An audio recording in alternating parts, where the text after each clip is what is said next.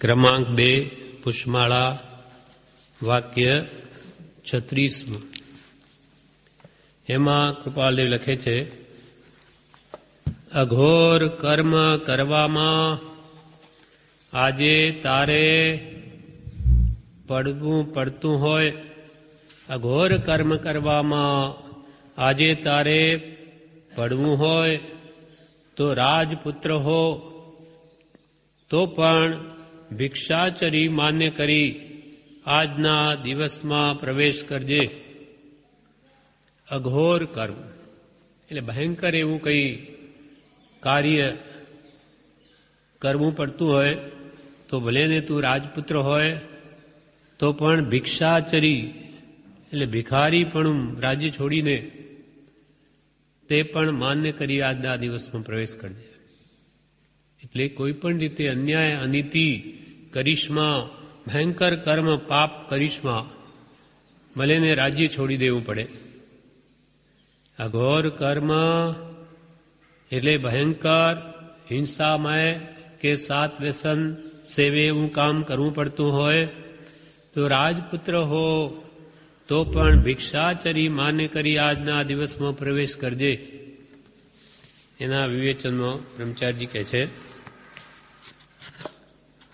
ઘોર અને અઘોર શબ્દનો એક જ અર્થ છે. ઘોર કર્મ કહો કે અઘોર કર્મ કહો, જેનું ફળ ભયંકર આવે તે અઘોર કૃત્ય કહેવાય છે. પાછળથી પસ્તાવો થાય કે આ ન કર્યું તો સારું, તેવું કામ કરવા તું તત્પર થયો હોય તો બાહુબલીની પેઠે સાધુ થઈ જવું, પણ એવું કાર્ય ન કરવું. એટલે પાછળથી જે કાર્ય કરીને પસ્તાવો જો થાય તો એના કરતા તો પહેલાથી જે કામ કરવું નહીં. ભલે કે છે બાહુબલીજીને જેમ સાધુ થઈ જવું પડે, પણ એવું કાર્ય ન કરવું. ભિખારી થઈને ફરવું, પણ અઘોર કૃત્ય તો ન જ કરવું.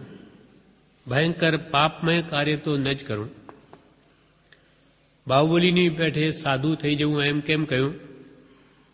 તો કે બાહુબલીજી ભરતને પ્રાણ ત્યાગ થાય તેવી મુષ્ટિ મારવા તૈયાર થયા કે હવે તો ભરતને મારી જ નાખું.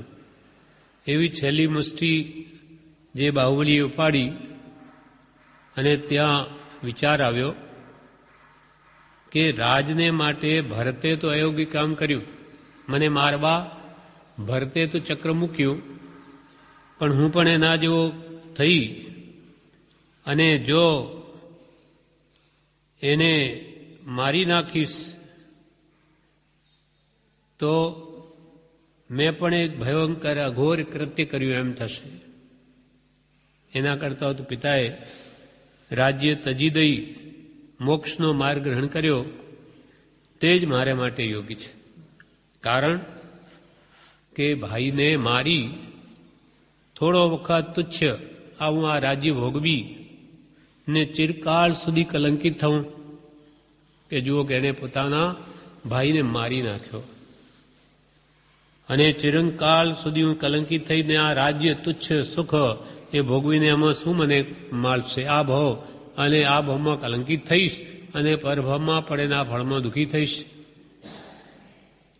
એટલે ભાઈને મારી થોડો વખત આવું તુચ્છ રાજ્ય ભોગવી અને ચિરકાળ સુધી કલંકિત થવું તે યોગ્ય નથી એમ વિચારી ભરતની ક્ષમા યાચી અને મુનિ થઈ ગયા. બાહુબલીજીએ દીક્ષા લઈ લીધી. તેમ મોટું રાજ્ય તજવાનો પ્રસંગ આવે તો પણ તજી દેવું, પણ અઘોર કૃત્ય તો ન જ કરવું. કૃપાલદેવ કહે, અઘોર કૃત્ય અઘોર કર્મ કરવામાં આજે તારે પડવું હોય તો રાજપુત્ર હો તો પણ ભિક્ષાચારી માન્ય કરી આજના દિવસમાં પ્રવેશ કરજે. ભલે રાજપુત્ર હો, ભિક્ષુક બની જજે, બધું મૂકી દેજે, પણ જે આ ભવમય દુઃખ આપે, ભવ દુઃખ આપે એવું અઘોર કર્મ કરીશ નહીં. હવે વાક્ય 37. ભાગ્યશાળી હો તો તેના આનંદમાં બીજાને ભાગ્યશાળી કરજે, પરંતુ દુર્ભાગ્યશાળી હો તો અન્યનું બુરું કરતા રોકાઈ આજના દિવસમાં પ્રવેશ કરજે. જો તું ભાગ્યશાળી છે તો તારા સુખમાં બીજાને પણ ભાગ આપ, અને જો પાપના ઉદય તું દુર્ભાગ્યશાળી છે તો બીજાને દુઃખી કરીશ નહીં. ભાગ્યશાળી હો, તારા પુણ્ય ઉદય બધી ભૌતિક સામગ્રી તને મળી છે તો તેના આનંદમાં બીજાને પણ ભાગ્યશાળી કર. એટલે દાન પુણ્ય આદિ કરી અને બીજા જેને આવી સામગ્રી અથવા આત્માર્થી જીવ હોય, કોઈ તો મુમુક્ષુ હોય, એની મદદ કર. સાધર્મી ભાઈની મદદ કર, અથવા કોઈ દીન દુઃખી હોય તેની પણ મદદ કર, જો તને આ બધી સામગ્રી મળી હોય તો ભાગ્યને લઈને. ભાગ્યશાળી હો તો તેના આનંદમાં બીજાને ભાગ્યશાળી કરજે, પરંતુ દુર્ભાગ્યશાળી હો તો અન્યનું બુરું કરતા રોકાઈ આજના દિવસમાં પ્રવેશ કરજે.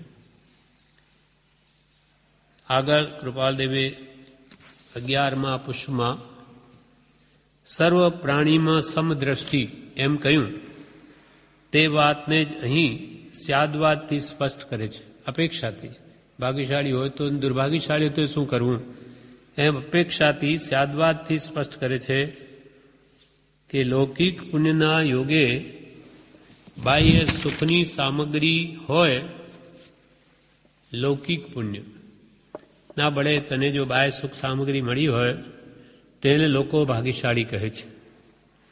તે અર્થમાં પણ જો પુણ્ય બળે સામગ્રી મળી હોય તેને બીજાના દુઃખ દૂર કરવામાં કે તેને ભાગ્યશાળી બનાવવામાં વાપરવી.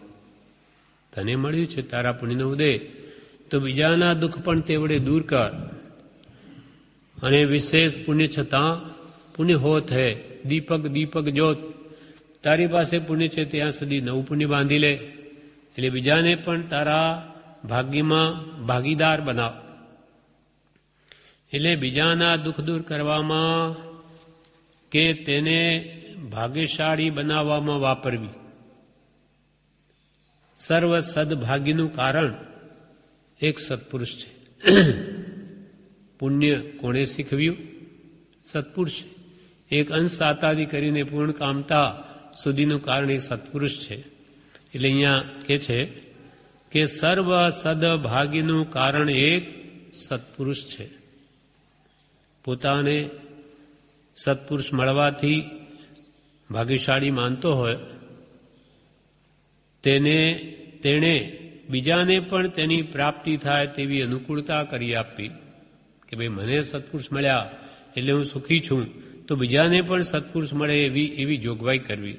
એને અહીંયા લાવવો સત્સંગમાં, અહીંયા એને કોઈ રીતે તન મન ધન આપીને પણ ધર્મ સ્થિર કરવો.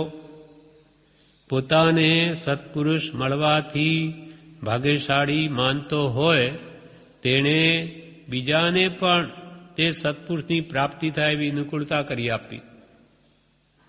અથવા પ્રભાવના, એટલે જે કોઈ કાર્યથી સત્પુરુષ પ્રત્યે લોકોને, એટલે જે કોઈ પણ કાર્યથી સત્પુરુષ પ્રત્યે લોકોનું મન વળે તેવું કાર્ય તન મન ધનથી કરવાયું છે. સત્પુરુષ પ્રત્યે લોકોને શ્રદ્ધા થાય, વિશ્વાસ આવે, સતમાર્ગને પામે, એના માટે તન મન ને ધનથી કાર્ય કરવાયું છે. એમાં ધન ખર્ચાય તો પણ ખર્ચવું, તનથી મનથી કે ધનથી સર્વ લગાડીને પણ સત્પુરુષ પ્રત્યે લોકોનો ભાવ થાય તેમ કરવું, જો તું ભાગ્યશાળી હોય તો. પરંતુ દુર્ભાગ્યશાળી હોય તો અન્યનું બુરું કરીશમાં. પરંતુ દુર્ભાગ્યશાળી હો તો અન્યનું બુરું કરતા રોકાઈ આજના દિવસમાં પ્રવેશ કરજે. એટલે પોતે કોઈ આફતમાં હોય તો બીજાને આફતમાં ન નાખવાની કાળજી રાખવી.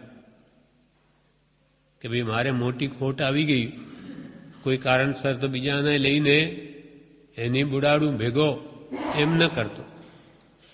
પોતે આફતમાં હોય તો બીજાને આફતમાં ન નાખવાની કાળજી રાખવી, પણ પોતે બુડે અને બીજાને બુડાડે. તેમ ઘણા વ્યસની જીવો પોતાની લતે બીજાને પણ ચડાવે છે. પોતાની જે વ્યસન આદત પડી હોય એ બીજાને એવી ટેવ પાડીને પોતામાં ખેંચે છે. ખાવાનું ન હોય તો ચોરી કરે, પણ પોતાનું દુઃખ દૂર કરવા માટે બીજાને શું થશે તેનો તે વિચાર કરતો નથી કે ભાઈ મને ખાવાનું નથી, હું ચોરી કરું તો જેનું લઉં છું એનું શું થશે, એનો એને વિચાર આવતો નથી. અન્યાયથી ધન કમાવે, દુરાચારથી વિષય ભોગ ભોગવે, પોતે મોટો થવા બીજાને હલકો પાડે વગેરે કરવા એવું નથી. આ બધા પોતે દુર્ભાગ્યશાળી છે.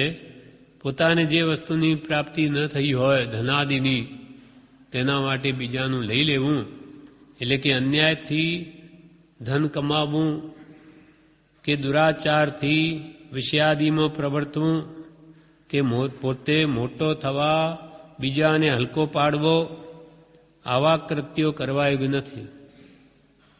પોતે વધારે પૈસાદાર થાય અને બીજો ઓછા પૈસાવાળો થાય એમ ઈચ્છે કે મારા કરતાં કોઈ વધારે પૈસામાં વધી જવું નહીં જોઈએ, એવી ભાવના રાખે. પોતે મોટો થવા એટલે વધારે પૈસાદાર થાય અને બીજો ઓછા પૈસાવાળો થાય એમ ઈચ્છે. એવી સ્પર્ધા કરવામાં જીવ ઘણા પાપ બાંધે છે.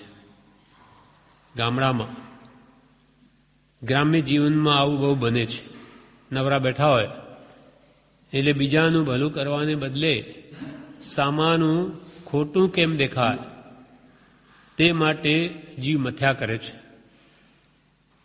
એકનું નાક કપાયું હોય એટલે કે અનિચ્છનીય કંઈ થયું હોય એકને, તો બીજાઓનું પણ કપાય તો સારું એમ કરે છે.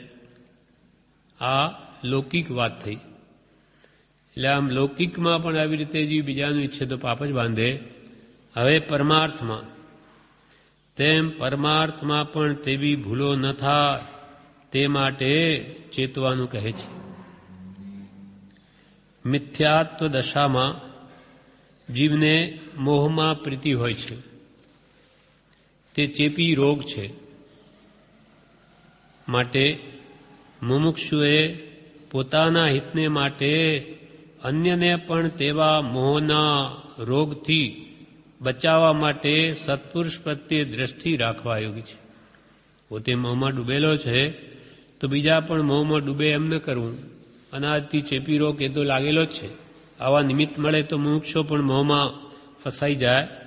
પણ મુમુક્ષુએ તો પોતાના હિતને માટે અને અન્યને પણ તેવા મોહના રોગથી બચાવવા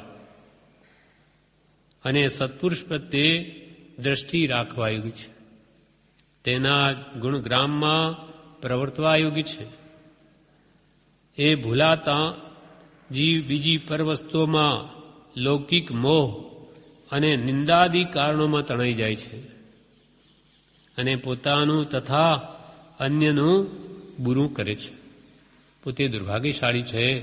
પોતાના ભાગ્યમાં પરમાર્થ ન મળીને મોહમાં તણાતો હોય તો બીજાને પણ એમાં તણાઈને એનું બુરું કરવું નહીં, પણ પોતે પણ એ મોહમાંથી દૂર થવું, ઉત્તમ નિમિત્તો સેવા અને બીજાને પણ સેવા દેવા.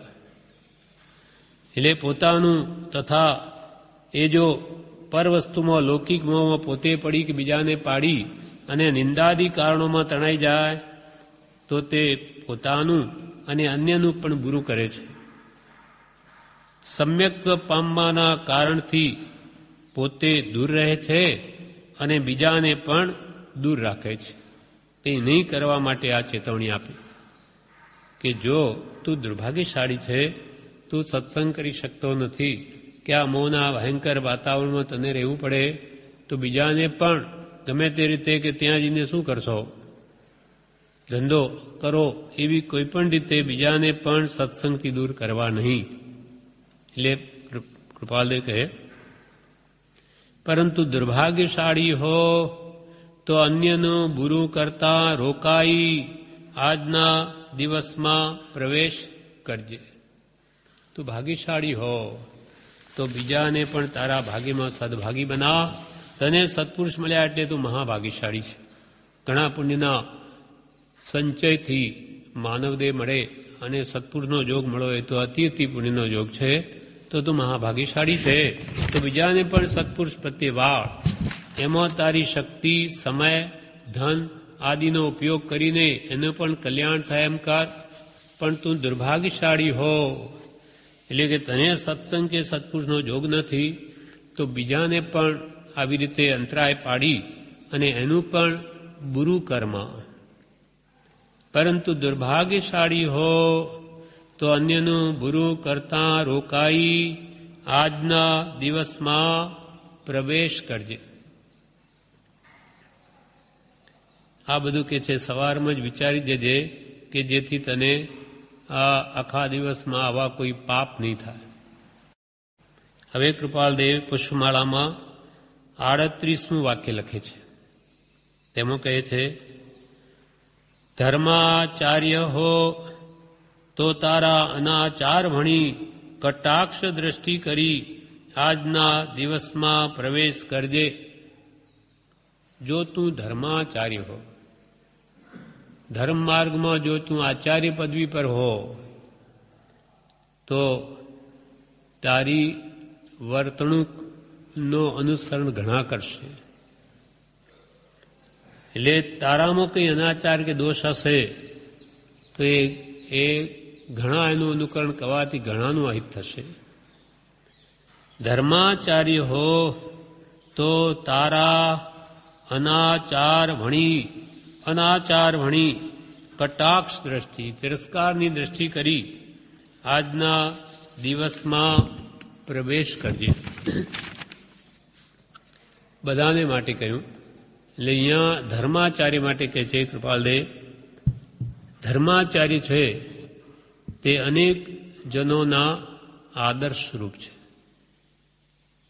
આજે ભગવાન તીર્થંકરો જ્યાં હાજર નથી ત્યાં ધર્મમાં સર્વોપરી ધર્મના આચાર્ય જ છે, સકલ સંઘના ઉપરી છે.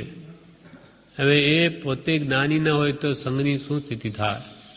માર્ગદર્શક જે પ્રમાણે દોરે તેમ સંઘ ચાલે, પણ એમને જ્ઞાન આત્મજ્ઞાન ન હોય તો એ બીજાને આત્મજ્ઞાન પ્રાપ્તિનો માર્ગ ક્યાંથી બતાવી શકે? અને આવા આચાર્યોમાં જો દૂષણો હોય કે સદાચારની ને જો અનાચાર હોય, પોતાના આચારમાં પણ નહીં પ્રવર્તા હોય તો એની અસર સકલ સંઘ ઉપર થાય છે. સાધુ, સાધ્વી, શ્રાવક, શ્રાવિકા બધા ઉપર થાય. કેમ કે ધર્માચાર્ય એ અનેક જનોના આદર્શ સ્વરૂપ છે કે ભાઈ આપણે આવું થવું. તેના અલ્પ પણ દોષોનું અનુકરણ કરનારા ઘણા મળી આવે. આચાર્ય અલ્પ પણ દોષ કરે તો કે એ કરે છે ને એમાં શું મોટી વાત, મોટા મોટા આવા કરે તો આમાં આપણા જેવાને શું? એમ એમનું નિમિત્ત લઈ, એમનું બહાનું લઈને પોતે પણ દોષ કરે. તેના એટલે આચાર્યના અલ્પ પણ દોષોનું અનુકરણ કરનારા ઘણા મળી આવે. કારણ કે વિચારવાન જીવ જગતમાં બહુ થોડા હોય છે. મોટો સમૂહ તો દેખાદેખી જ પ્રવર્તે, દેખાદેખી બસ કર્યા કરે. વિચારવાન તો બહુ થોડા હોય. બાકી તો જગત આખું ગાડરીઓ પ્રવાહ છે. જેમ બકરા ઘેટાઓ ચાલે તેમ પાછળ બધા ચાલ્યા કરે, તેમ આગળના જ આવી રીતે પ્રવર્તે તો પાછળવાળાનું કેવી રીતે ભલું થાય? મહાજનો યન ગતસ પંથા, મહાપુરુષે જે માર્ગે ચાલ્યા તે જ માર્ગ છે.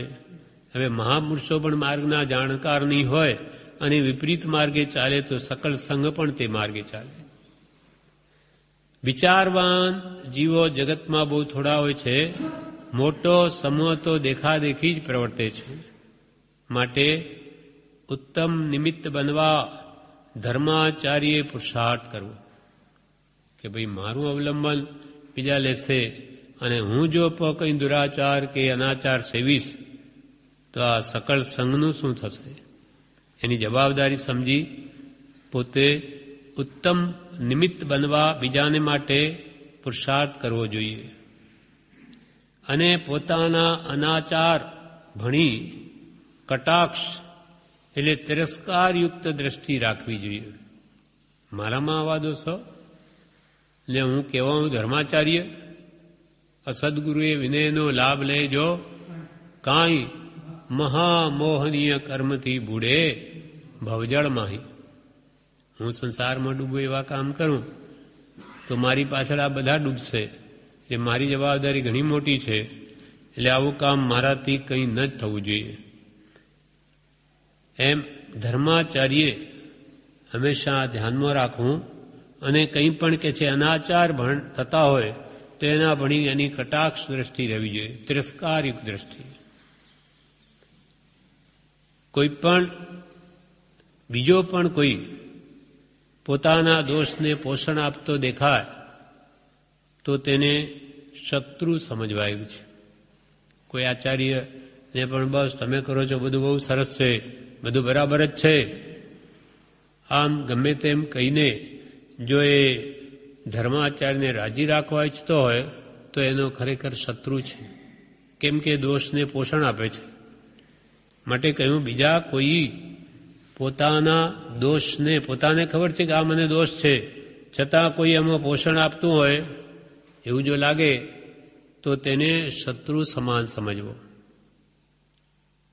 કોઈ દોષ પોતાને કાઢવા, કોઈ દોષ પોતાનો આચાર્ય કાઢવા પુરુષાર્થ કરતા હોય અને તે પુરુષાર્થ પડી ભાંગે તેવું કોઈ કરે તો તે પણ શત્રુનું જ કામ કરે છે.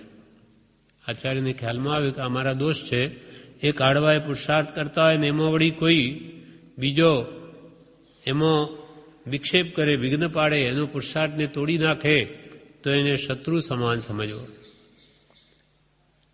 જગત તો આખું મોહાધીન છે અને મોહને જ પોષે છે. જગતમાં તો આ જ છે, એકબીજાને રાજી રાખવા પછી ભાલે સામાનું ગમે તેમ થાય. પણ આચાર્યનો રસ્તો બીજો છે. તેને તો મોહનો ક્ષય કરવો છે. માટે તેને આવા બધા પ્રલોભનોથી ઉદાસ રહેવાયું છે. ઉત્તમ પુરુષોનું જીવન બીજા કરતાં સદા જુદું જ પડે. જગતમાં એકબીજાને રાજી રાખે, ગમે તેમ સામાનું થાય, એમાં શું? જગત તો કંઈ પણ ગુણ કોઈમાં પ્રગટ્યા હોય તો એની પ્રશંસા કરીને એને નીચે પાડી દે, એના પગ ખેંચીને ચઢવા ન દે. પણ જે પુરુષાર્થ કરીને ધ્યાનમાં રાખવું જોઈએ કે આ મારી ખોટી પ્રશંસા છે, એમાં મારું હિત નથી, કલ્યાણ નથી.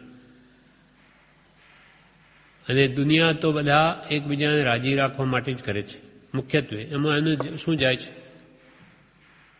એના ઉપર એક દ્રષ્ટાંત છે. એક બાદશાહનો નાનો બાળક, બે બાળકો હતા, એક બાદશાહનો દીકરો અને એક સેનાપતિનો દીકરો. એમાં હશે 10-12 વર્ષના. તો એકવાર સેનાપતિના દીકરાએ રાજાના દીકરા, બાદશાહના દીકરાને ગાળ આપી દીધી. ગાળ આપી એટલે પેલો સીધો રાજા પાસે આવ્યો અને ફરિયાદ કરવા લાગ્યો બાદશાહ પાસે આવીને રાજસભામાં. એટલે ત્યાં બધા એના મંત્રીઓ, સામંતો બધા બેઠા છે, પ્રજાના પણ મુખ્ય વ્યક્તિઓ બેઠા છે. એટલે એણે કહ્યું કે મને આ સેનાપતિના એના દીકરાએ મને ગાળ આપી. એટલે પછી એ આવી રીતે ફરિયાદ કરે છે. એટલે રાજાએ પૂછ્યું બધા સામંતોને કે આને શું શિક્ષા થવી જોઈએ. હવે રાજાને કેમ સારું લાગે એમ એક જણે તો એમ કહ્યું કે એને ફાંસીની શિક્ષા થવી જોઈએ. રાજાને દીકરાને ગાળ આપી દે, બાદશાહના છોકરાને. બીજો બોલ્યો, એની જીભ ખેંચી લેવી જોઈએ. રાજાને સારું લાગે, કહો મારા દીકરાની કેવી વાત કરી, એને બચાવો, એને ગાળ આપી. ત્રીજો બોલ્યો, એને તો આજીવન કેદમાં નાખવો જોઈએ. આ બધાનું ત્રણેયનું સાંભળ્યું. એક કે ફાંસી આપો, બીજો કે એની જીભ ખેંચી કાઢો, અને ત્રીજો કે એને આજીવન કેદ કરો. ત્યારે બાદશાહ જે આચાર્યના સ્થાને છે સમજવા માટે, એ શું વિચારે છે કે આ બધી એમની સલાહ યોગ્ય નથી. આ બધી મને રંજન કરવા માટેના એમના ચાપલુસીના ધંધા છે. બાકી બાળકો તો એકબીજાને ગાળ આપે, એમાં શું મોટી વાત થઈ, અને એને એટલી દૂર આગી લેવી જોઈએ. એટલે બાદશાહે શું કહ્યું, બાળકને પણ એને આનંદ થાય, એનું કામ પતે, એ હટ લે તો બાળ હટ છે. એટલે બાળકને કહ્યું કે ભાઈ જો આ બધા કે છે ને, આ મને ઠીક નથી લાગતું, પણ મને તો જો તું એક મને એનો ઉપાય લાગે છે, તે મને શ્રેષ્ઠ જણાય છે કે તું એમ કર, તું એને ક્ષમા આપી દે, ક્ષમા આપી દે, કંઈ નહીં, ભલે કહ્યું એને. અને બીજો રસ્તો આ કે તું જો ક્ષમા ન જ આપી શકે તો તું પણ એને એક ગાળ આપી દે, પતી ગયું. એને ગાળ આપી, તું એક ગાળ આપી દે. પણ જો હું કે છે મારા વિચાર તને બતાવું છું, તારા જેવો મારો પુત્ર થઈ ને તું ગાળ આપે, એ તને શોભે? એ તારા મોઢે શોભશે નહીં? શોભે. પછી તારે જેમ કરવું એમ કરજે, પણ ઉત્તમ કુળનો હોય ને ગાળ ના આપે તો ક્ષમા જ આપે. એટલે તું ક્ષમા આપી દે, આવી મારી ઈચ્છા છે, પછી તારે જેમ કરો એ કર, જા, એમ કરીને એને મોકલી દીધો. પણ એ પણ સમજી ગયો કે મારા પિતાએ જે કહ્યું એ સત્ય છે. ક્ષમા આપવી એ જ મોટામાં મોટો ધર્મ છે. લડે તો આખું જગત દુનિયામાં એકબીજામાં લડે જ છે, પણ જે ગમ ખાય તે મોટો, ક્ષમા રાખે તે મોટો. ક્ષમા વીરસ્ય ભૂષણમ, એ પણ વાત રાજાએ કરી, ભાઈ ક્ષમા તો વીર પુરુષોનું ભૂષણ છે. તું જો વીર પોતાને માનતો હોય તારે ક્ષમા આપવી જોઈએ. એમ મોટા પુરુષો હંમેશા વિશાળ દ્રષ્ટિથી જુએ છે, જ્યારે બીજા બધા લોકો તો આચાર્યની તમે કરો એ સારું, ગમે તે કરે, ભલે ને દુર્ગતિના ધંધા કરતા હોય કે આપ તો મોટા છો એમ કરીને બહારથી એને ઊંચો જ રાખે. એમ દુનિયા તો આખી મોહમય પડી છે, મોહમાં પડી છે, મોહાધીન છે, સ્વાર્થી છે. પણ ધર્માચાર્ય વિચારવું જોઈએ કે મારે કેમ વર્તવું. એમ કૃપાલદેવ કે છે, ધર્માચાર્ય હો તો તારા અનાચાર ભણી કટાક્ષ દ્રષ્ટિ કરી, કટાક્ષ દ્રષ્ટિ રાખજે તારા આચાર પ્રત્યે, અનાચાર પ્રત્યે, અને આજના દિવસમાં પ્રવેશ કરજે. પછી વાક્ય 39માં,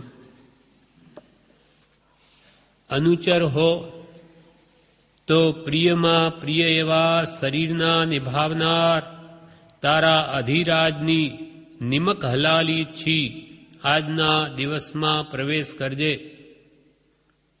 અનુચર હો, કોઈનો નોકર હો, તો પ્રિયમાં પ્રિય, સર્વથી પ્રિય આપણને આપણો આ દેહ છે, શરીર છે, એવા શરીરના નિભાવનાર, પ્રિયમાં પ્રિય એવા શરીરના નિભાવનાર તારા અધિરાજની, જેને તું લૂણ ખાય છે, જેને તું પગાર ખાય છે, જે તને અન્નદાન આપે છે, એની નિમક હલાલી ઈચ્છી આજના દિવસમાં પ્રવેશ કરજે.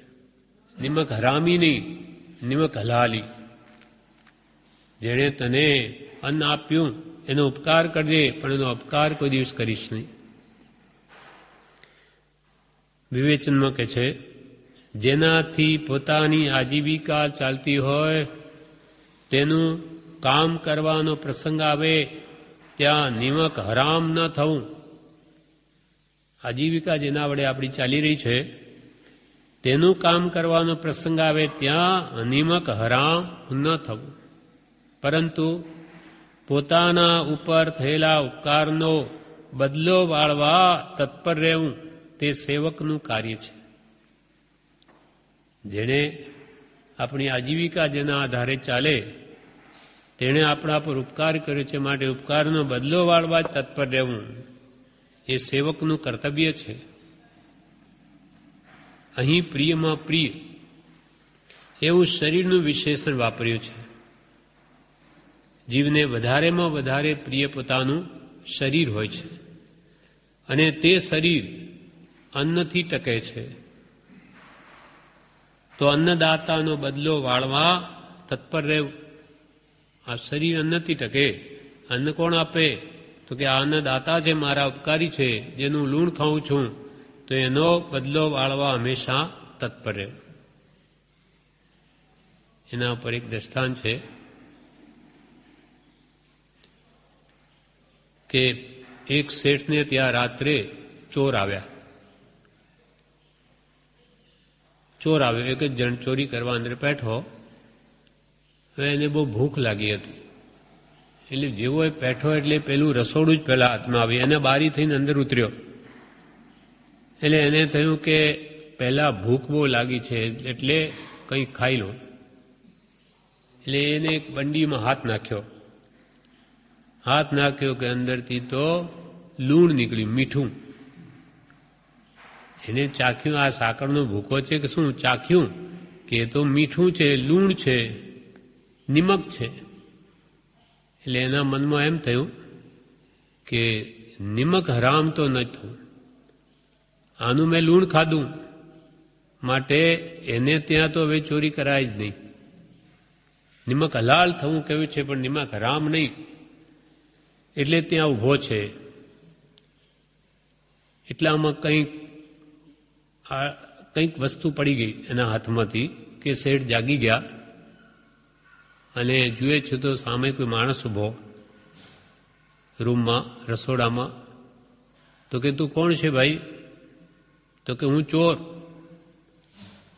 ચોર હોય તો તું એમ કે નહીં, શા માટે અહીંયા આવ્યો? તો કે ચોરી કરવા.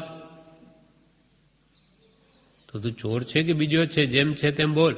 ચોર હોય તો એવું કે નહીં કે હું ચોર છું ને આ કરવા આવ્યો. તો કે હું ચોર જ છું, પણ અહીંયા આવ્યાથી મને ભૂખ લાગી, મેં પહેલા હાથ ઘાલ્યો, મને મીઠું જ આવ્યું હાથમાં. હવે નિમક ખાધું, એટલે કહ્યું છે કે શાસ્ત્રોમાં કે નિમક હલાલ તો ન થવું, નિમક હરામ ન થવું, નિમક હલાલ થવું. એટલે હવે હું તમારે ત્યાં ચોરી કરી શકું એમ નથી. એમ જેનું લૂણ ખાધું તેને ત્યાં જ ફોડે એ યોગ્ય નથી. જેમ કે એક રાજા વિક્રમાદિત્યની વાત પહેલા આપણે થયેલી કે બધાની સેવા કરે, બધા સંતો ભક્તોને. ત્યારે મંત્રીએ કહ્યું, ભાઈ આટલા બધા ભક્તો હજારો ભેગા થઈ ગયા, બધાને જમાડે, પણ એમાં સાચા ભક્ત કે આ ખરાબ કે એ તો જરા જાણવું જોઈએ આપે. તો કોઈની સેવા વિશેષ મોટા હોય એમની વિશેષ પ્રકારે કરીએ આપણે, જે સાચા હોય, અને ઓછી ભક્તિ કરતા અને ઓછા પ્રમાણે કરીએ, એની આપણે પરીક્ષા કરવી જોઈએ. એટલે એણે શું કર્યું? બે મોટા તંબુ લગાડ્યા, એક કાળા રંગનો ને એક સફેદ રંગનો. કે ભાઈ જેણે જે ખરો ઈશ્વરનો ભક્ત હોય એ સફેદ તંબુમાં આવે, અને જે ભક્તિ ન કરતો હોય, ભક્ત ન હોય, તે કાળા તંબુમાં જાય. તે તો બધા જ ગામના ઉપટ્યા, બધા સફેદ તંબુમાં જ ભરાયા. બધા કોઈને પાપી માને નહીં. પછી કસાઈને બધા એમાં ગયા કે તમે કેવી રીતે જે ધર્મ કરતો એમાં આવે? તમે શું ધર્મ કરો? તો કે તું શું ધર્મ કરે? કસાઈને પૂછ્યું. તો કે હું પણ આ લોકોને જો માંસ ના આપું ને તો શું ખાય? બધા ભૂખે મરે કે બધાના માટે અનાજ ક્યાં છે? એટલે હું પણ બધાને ભોજન આપું છું, એટલે આ ધર્મનું જ કામ કરું છું, એટલે હું ધર્મી. આમ બધાને જોયું ને કોઈ આમાં મળ્યું નહીં. પણ તે કાળા તંબુમાં એક માણસ બેઠો. હા કે એમ કેમ? એટલે પછી એને બોલાવીને પૂછ્યું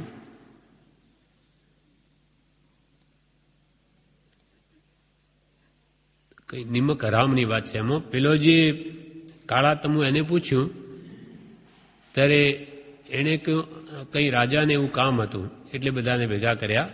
તો બધા ત્યાં ગયા, આમાં નહીં આવ્યા. પણ પેલા એક જણે આવે એને પૂછ્યું કે ભાઈ તે શું એવું પાપ કર્યું કે તું અહીંયા આવ્યો?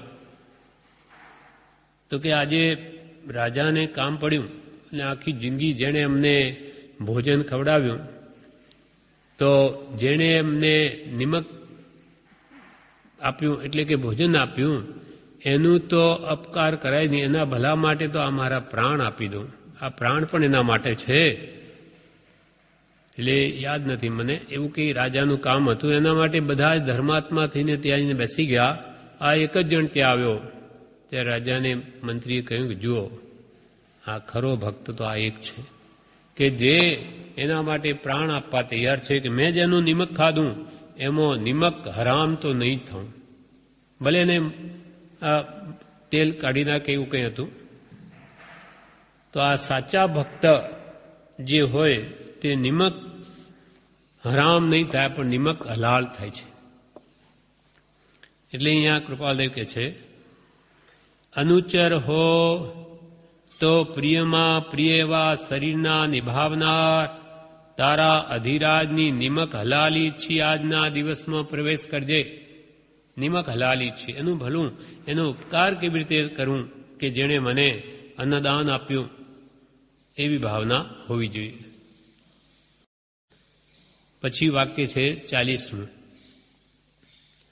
દુરાચારી હો તો તારી આરોગ્યતા, ભય, પરતંત્રતા, સ્થિતિ અને સુખ એને વિચારી આજના દિવસમાં પ્રવેશ કરજે.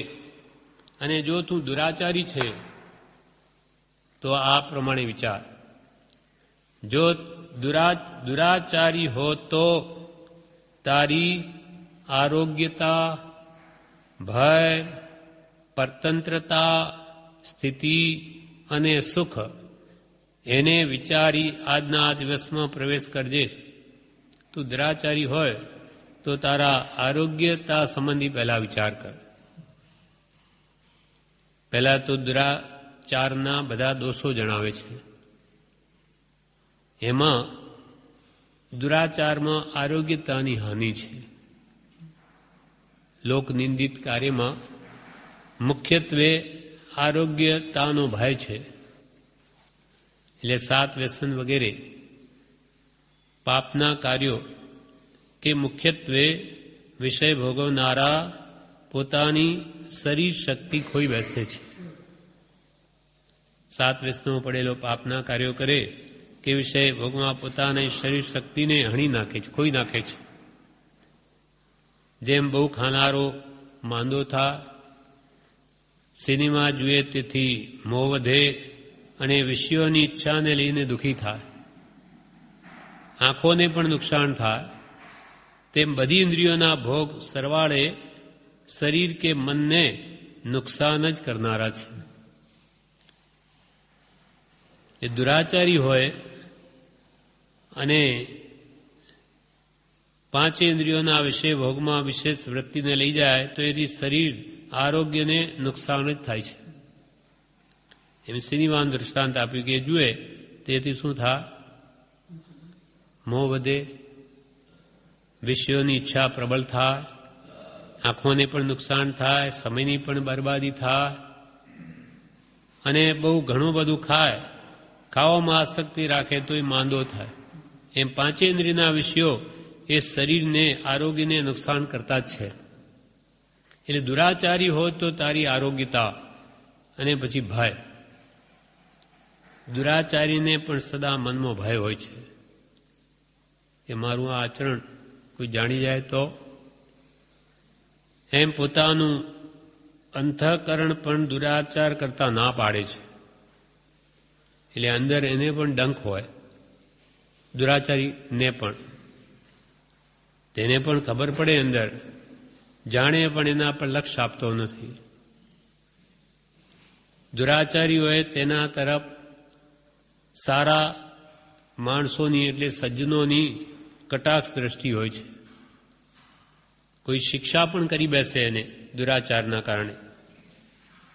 જેમ બિલાડી, એમ કોઈ બિલાડીએ ઉંદરને પકડ્યો હોય, તેને કોઈ લાકડી મારીને છોડાવે, તેમ દુષ્કૃત્યો કરનાર ચોર હોય તેને કોઈ શિક્ષા પણ કરે, એની જેની વસ્તુ એ બગાડતો હોય તે ધણી તેને શિક્ષા જરૂર કરે અથવા સરકારને પણ સોંપી દે તો કેદ વગેરેના પણ દુઃખ એને ભોગવવા પડે. એવા અનેક પ્રકારના ભય આ લોકમાં હોય છે અને તેથી વિશેષ એના ફળમાં પરલોકના દુઃખની તો વાળ વળી જુદી છે.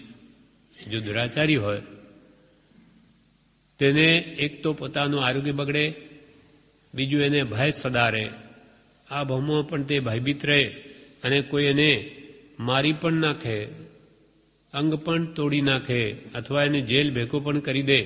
આમ અનેક પ્રકારના દુઃખ દુરાચારી આ ભવમાં પણ ભોગવે છે અને પર્વમાં એના ફળ આપશે તો હજુ ભયંકર છે. અને પરતંત્રતા સંબંધી વિચાર કરવા કહ્યું. દુરાચારી પરતંત્ર છે, કેમ કે પર વસ્તુના ભોગો ઈચ્છે છે દુરાચાર, અને એ તો હંમેશા પરને જ આધીન છે. પર વસ્તુના ભોગો પરને આધીન છે, પરાધીનતા છે, એમાં સ્વાધીન ભોગો નથી, માટે એમાં પરતંત્રતા તો છે જ. દ્રષ્ટાંત એક કહ્યું છે એના ઉપર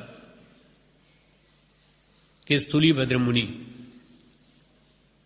એણે કોષાવેશ્યાને ત્યાં ચોમાસું કર્યું, તેના વખાણ ગુરુએ કર્યા.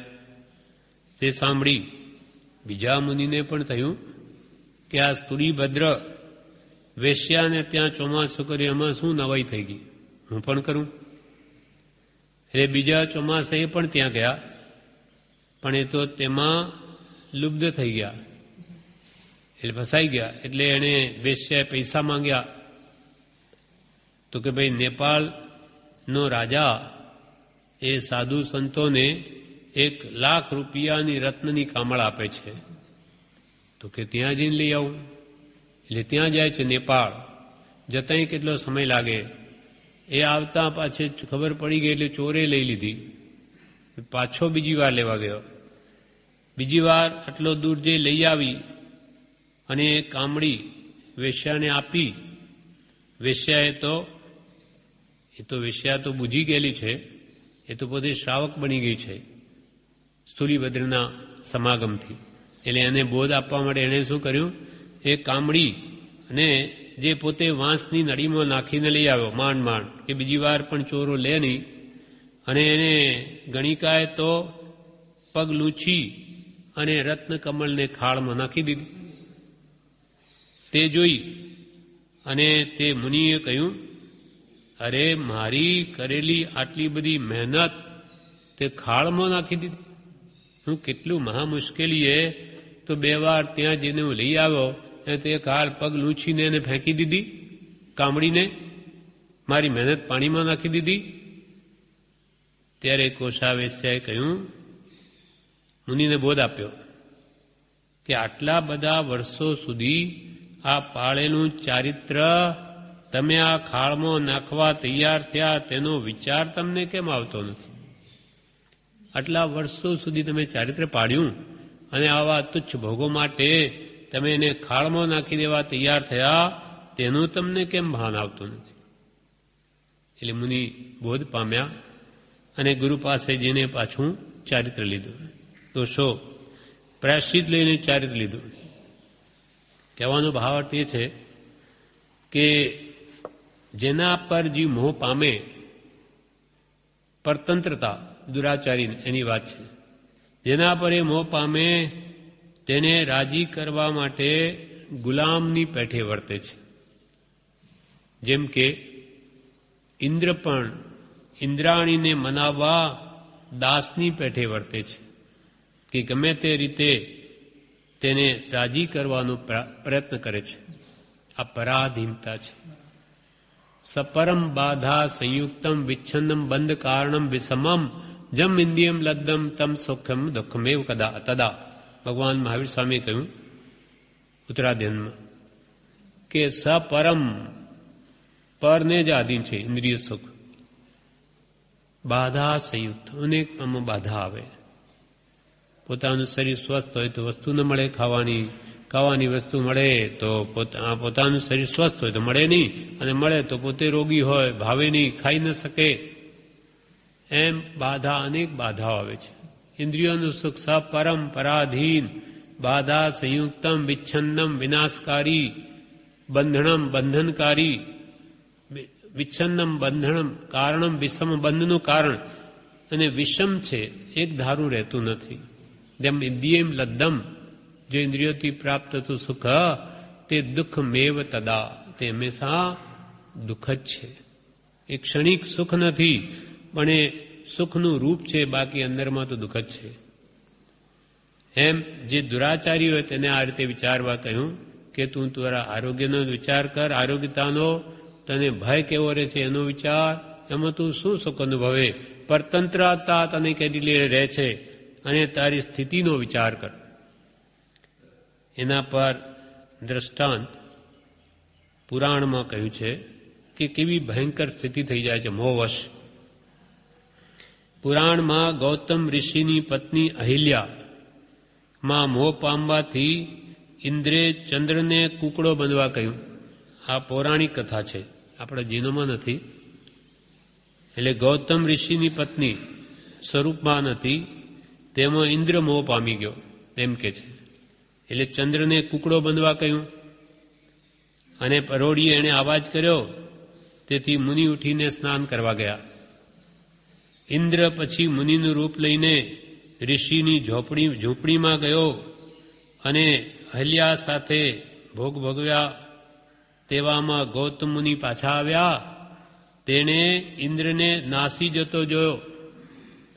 તેથી ઇન્દ્રને શાપ દીધો કે તને 1000 ભગંદર થાવ. તું આવા માયા પ્રપંચ કરી ઇન્દ્રને, ચંદ્રને તું કુકડો બનાવીને મને ઠગ્યો, કે જાણે પ્રભાત થઈ ગયો, મને દૂર કર્યો, ને તે આવા કામ કર્યા, એટલે તને 1000 ભગંદર થાવ. એવો કે છે, એને શાપ આપ્યો ઇન્દ્રને. મુનિને ખબર પડી કે ચંદ્રે કુકડોથી અવાજ કર્યો, તેથી પોતે ઠગાયા, તેથી તેને પણ તને ક્ષય રોગ થાવ એમ કહ્યું, ચંદ્રને પણ પછી બે કરગરી પડ્યા. ત્યારે મુનિ દયાળુ હતા, તેમણે કહ્યું કે તને ક્ષય તો થશે, પણ શુક્લ પક્ષમાં તારી કળાની વૃદ્ધિ પણ થશે. ચંદ્રની, ચંદ્રમાં 15 દિવસ કૃષ્ણ, 15 દિવસ રાત્રિ હોય, એમ કે છે કે પછી એ કરગર્યો એટલે કે નહીં, તને ક્ષય તો થશે જ, તારો 15 દિવસ તો કળાનો ક્ષય જ થશે, પણ બાકીના 15 દિવસમાં તારી વૃદ્ધિ થશે. એટલે શુક્લ પક્ષમાં તારી કળાની વૃદ્ધિ થશે એમ ચંદ્રને કહ્યું. પછી ઇન્દ્ર કે છે કરગરી પડ્યો, ત્યારે એને કહ્યું કે તારું શરીર 1000 ભગંદર થશે એમ કહ્યું. એટલે તારું શરીર 1000 કાણાથી કાણું તો થશે જ, પણ તને 1000 આંખો પણ થશે એમ કહ્યું. સાથી માફી માંગી, પણ તને એ તો થશે જ. 1000 ભગંદર એટલે 1000 કાણા તો થશે જ, પણ તેને 1000 આંખો પણ થશે.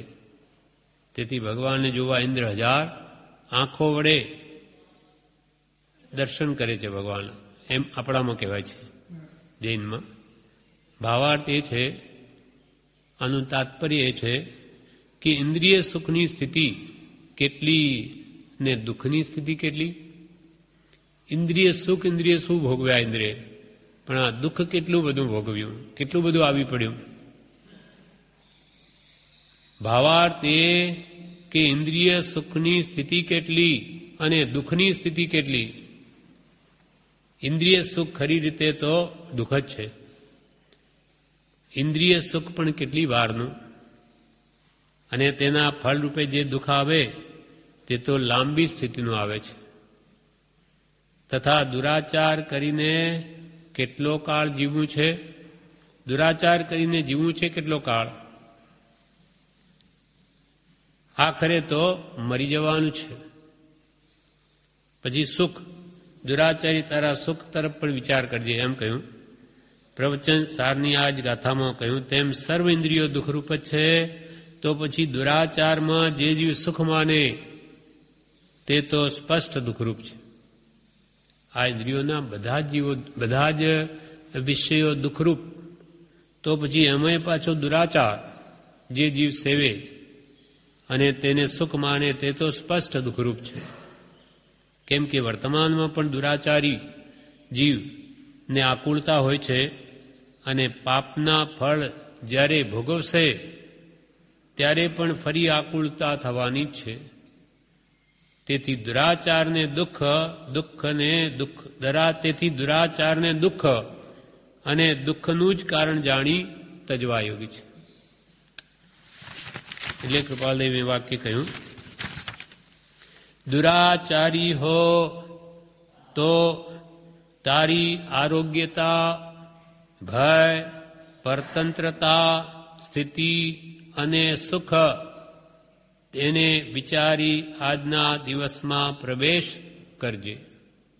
આ પ્રમાણે 40 વાક્ય આપણે વાંચ્યા, બાકીનું આવતીકાલે વાંચીએ.